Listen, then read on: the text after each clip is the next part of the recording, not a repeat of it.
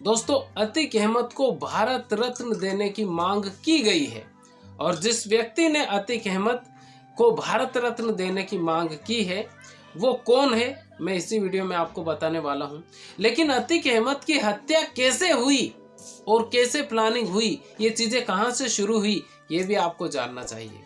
वैसे कई न्यूज़ चैनलों पर कई चीज़ें बताई जा रही है, लेकिन मैं आपको जो बात बताने वाला हूं कि किसने तो भारत रत्न देने की मांग की है और कौन सी पार्टी का वो व्यक्ति है, और अतीक अहमद, उमेश पाल हत्याकांड और राजू पाल हत्याकांड हमको कम से कम 15 साल पहले जाना पड़ेगा। तो इस स्टोरी को आप ध्यान से सुनिए, क्योंकि ऐसे अतीक अहमद आज के आपके आसपास भी हो सकते हैं, आपके आसपास भी रह रहे होंगे।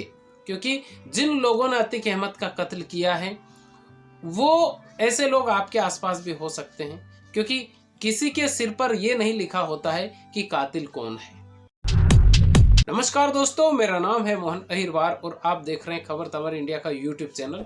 दोस्तों, चैनल पर पहली बार आए, चैनल को सब्सक्राइब जरूर कर लीजिएगा और बेल आइकन को जरूर प्रेस कर दीजिएगा, जिससे कि आने वाले हर वीडियो हमारे आपको मिलते रहे। दोस्तों, प्रयागराज से राजकुमार नाम का जो व्यक्ति है और कांग्रेस से पार्षद प्रत्याशी था वो बंदा, वो अतीक अहमद की बाकायदा कब्र पर भी जाता है और अतीक अहमद के लिए भारत रत्न की मांग कर देता है। सुनिए क्या बोला है। सुना आपने, भारत रत्न देने की मांग की गई और वो भी कांग्रेस प्रत्याशी। वैसे इस बंदे को कांग्रेस पार्टी ने 6 साल के लिए निष्कासित कर दिया है और बोला है कि वो दिमागी हालत उसकी ठीक नहीं है। ठीक है, मान लेते हैं, लेकिन क्या ऐसे स्टेटमेंट होने चाहिए?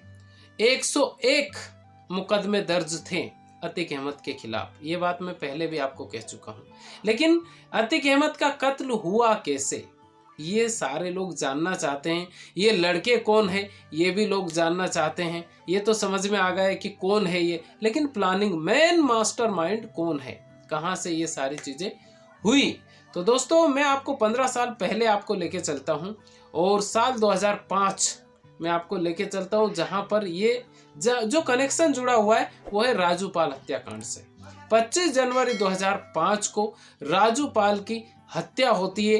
5 किलोमीटर तक दौड़ा दौड़ा कर गोलियां बरसाई जाती है इलाहाबाद की सड़कों पर और कोई कुछ नहीं बोलता है, क्योंकि अतीक अहमद, आपको ये बात जानकर हैरानी होगी कि जिस राजू पाल की हत्या की गई थी उस पर भी आपराधिक मामले दर्ज थे और वो अतीक अहमद का राइट हैंड कहा जाता था। उसी राजू पाल ने अतीक अहमद के भाई अशरफ के खिलाफ समाजवादी पार्टी से चुनाव लड़ा और बीएसपी से चुनाव लड़ा राजू पाल ने। लेकिन किसी को भी ये उम्मीद नहीं थी कि राजू पाल जीत जाएगा, लेकिन जनता का प्यार मिला और राजू पाल जीत गया। इस हार को अतीक अहमद और उसका भाई अशरफ पचा नहीं पाया और उन्होंने प्लानिंग कर दी कि राजू पाल इस दुनिया में नहीं रहना चाहिए। 25 जनवरी 2005 को राजू पाल का मर्डर होता है और राजू पाल को दौड़ा दौड़ा कर मारा जाता है। यहाँ पर क्या होता है कि जो उमेश पाल है वो राजू पाल का खास माना जाता था उस वक्त, और उमेश पाल उस वक्त राजू पाल का चश्मदीद बताया जाता है, ये गवाह में था। उमेश पाल जो हत्याकांड हुआ मार्च 2023 में, ये उसी की कहानी है। क्योंकि अतीक अहमद और उमेश पाल ये जुड़े कैसे? क्योंकि उमेश जब राजू पाल हत्याकांड में ही अतीक अहमद गिरफ्तार हुआ, जेल में हुआ, लेकिन जेल से भी चीजें कैसे हुई? एक मोहित जायसवाल करके कोई बिल्डर था, उसको इलाहाबाद से, यानी कि राजू पाल हत्याकांड में अरेस्ट हुआ अतीक अहमद। देवरिया जेल में, उत्तर प्रदेश की देवरिया जेल में अतीक अहमद बंद था। बिल्डर मोहित जायसवाल को इलाहाबाद से लेकर जाते हैं और कहाँ लेकर जाते हैं? ऐसी जगह पर नहीं ले जाते हैं कि जंगल में लेके जाते हैं, लेकर जाते हैं जेल में। वहाँ पर मोहित जायसवाल को मारा जाता है, पीटा जाता है, उससे साइन करवाए जाते हैं और उसकी जो प्रॉपर्टी होती है वो बिल्कुल मामूली कीमत पर खरीद ली जाती है। अतीक अहमद जेल में था, यानी कि आप इससे अंदाजा लगा सकते हैं कि अतीक अहमद का खौफ कितना ज्यादा था। लेकिन अतीक अहमद को ये बात खटक रही थी कि जिस दिन भी उमेश पाल गवाह देगा, इसको उम्र कैद की सजा होना ही था, और हुआ भी वही। लेकिन जब मार्च 2023 में, वैसे इस बीच में अतीक अहमद ने कई प्रॉपर्टियां अपने नाम करवा ली, क्योंकि अतीक अहमद का ये वसूल था वहाँ के लोगों से। जब मीडिया वालों ने पूछा तो ये वसूल था कि वो उसके आसपास के जो एरिया था, जो चकिया उसका जो एरिया था, उन लोगों को कुछ भी नहीं करता था। आप बिल्कुल सुनिए कि वो उन लोगों को परेशान नहीं करता था, वो परेशान उन लोगों को करता था जो उस एरिया से बाहर थे, और जो घर उसको पसंद आ जाता था वो घर के लिए वो पहले बोल देता था कि ये शाम तक घर खाली हो जाना चाहिए और ये घर हमारा है। यानी कि कहा यह जाता है कि जो मुख्तार अंसारी, अतीक अहमद, ब्रजेश सिंह और भी कुछ बबलू श्रीवास्तव, ये ऐसे लोग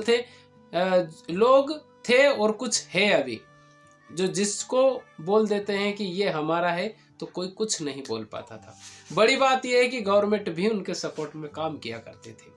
लेकिन जब मार्च 2023 में उमेश पाल हत्याकांड हुआ, और ये हत्याकांड में अतीक अहमद ने, आप सोचिए, साबरमती जेल यानी अहमदाबाद की साबरमती जेल में अतीक अहमद बंद था, वहां से प्लानिंग हुई। यानी इसमें क्या आप ये नहीं अंदाजा लगा सकते कि इसमें वहां के जो कुछ पुलिस वाले या जेलर वो भी शामिल होंगे? आप नहीं मान सकते उसके पास में मोबाइल कहाँ से आता है।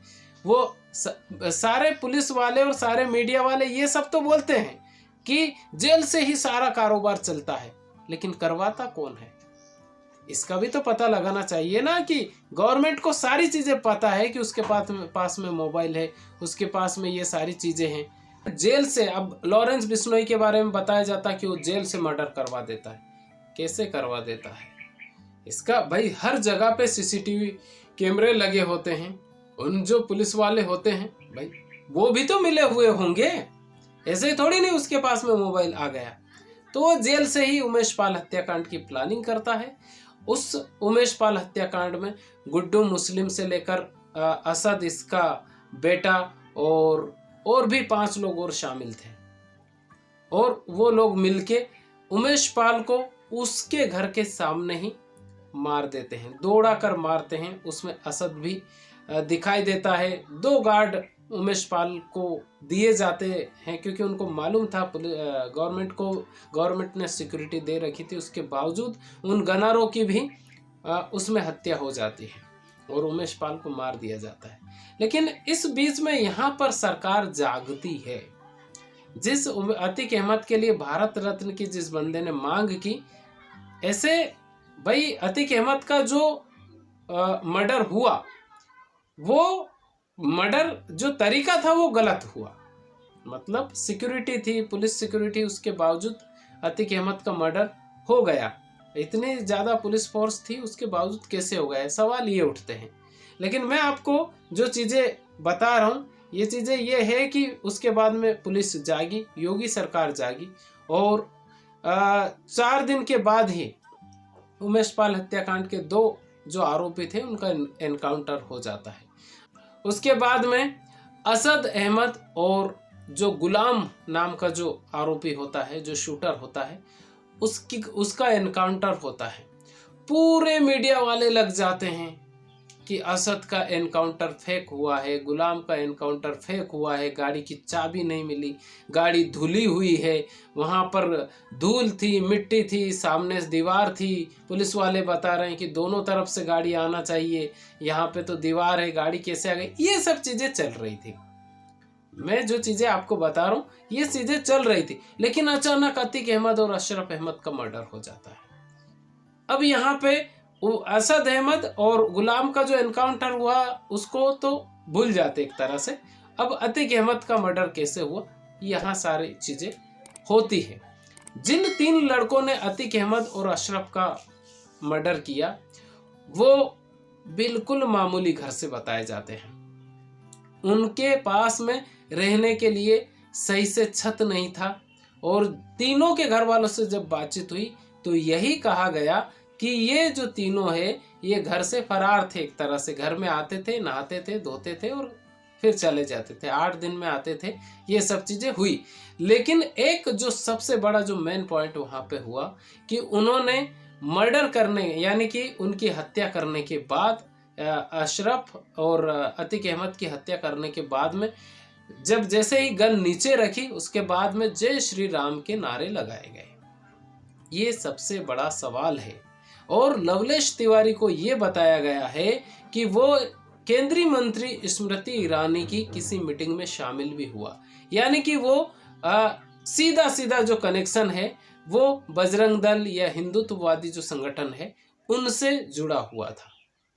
अब पुलिस यही पता लगाने की कोशिश कर रही है कि वो मास्टरमाइंड कौन है। अब ये भी कहा जा रहा है कि अशरफ ने कुछ दिन पहले चिट्ठी लिखी थी। उस चिट्ठी में ये कहा था कि हमारी हत्या हो सकती है 2 हफ्ते के अंदर, और हुआ भी वही। कोई ऑफिसर उसमें शामिल है और वही मरवाना चाहता है, ऐसा अशरफ ने लिखा था। और अतीक अहमद के भी उसमें पूर्व सांसद करके बताया गया है। लेकिन अब जो यूपी सरकार है वो माफिया डॉन जो होते हैं या थे उनको ख़त्म करना चाहती है। लेकिन जिन 3 लड़कों का स्टेटमेंट है उनका स्टेटमेंट ऐसा है कि वो माफिया डॉन बनना चाहते हैं, यानी कि पुलिस कस्टडी में रहते हुए उसको फांसी हो जाना चाहिए थी। हमारा जो कोर्ट है वो उसको सजा देता, लेकिन उसको जो सरेआम मारा गया वो गलत हुआ। और उन लड़कों ने कहा कि हम डॉन बनना चाहते हैं, यानी कि 3 डॉन पैदा हो गए हमारे हिंदुस्तान में।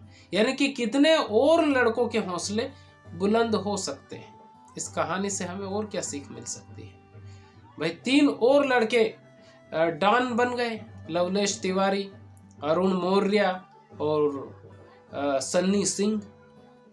ये तीनों अब डॉन बनने वाले। कौन उनके पास में जाएगा बताइए। जेल में भी लोग डरेंगे कि अतीक अहमद का कत्ल किया है इस बंदे ने। अभी तक कोई सुराग नहीं मिल पाया। और अभी जो सारी जो चीजें घूम रही है वो ये घूम रही है कि शाहिस्ता परवीन किधर है। वो भी उसके घर पे प्लानिंग की गई थी उमेश पाल हत्याकांड की। ये भी अभी चल रहा है, मीडिया पूरा उनके ऊपर कवर कर रहा है। और गुड्डू मुस्लिम कहाँ है, बमबाज गुड्डू मुस्लिम, वो कहाँ है उसका भी पता अभी तक पुलिस नहीं लगा पाई कि। और अभी अतीक अहमद के जो कनेक्शन है वो बाहर से बताए जा रहे हैं। और जो एक और ये जो सवाल है दोस्तों कि ये जो लवलेश तिवारी, सन्नी सिंह और अरुण मौर्य है, इनके पास में बाहरी पिस्टल कैसे आई। और वो पिस्टल देने वाले, जो पिस्टल चलाने वाले, वो मारने के बाद में जय श्री राम के नारे लगाते हैं। श्री राम हमारे मर्यादा पुरुषोत्तम, हमारी आस्था का केंद्र है माता सीता और मर्यादा पुरुषोत्तम श्री रामचंद्र। उनका सहारा लेना बुरी बात है। मुझे तो बेकार लगता है ये सब चीजें, लेकिन हमारे सोचने से क्या होता है। हाँ,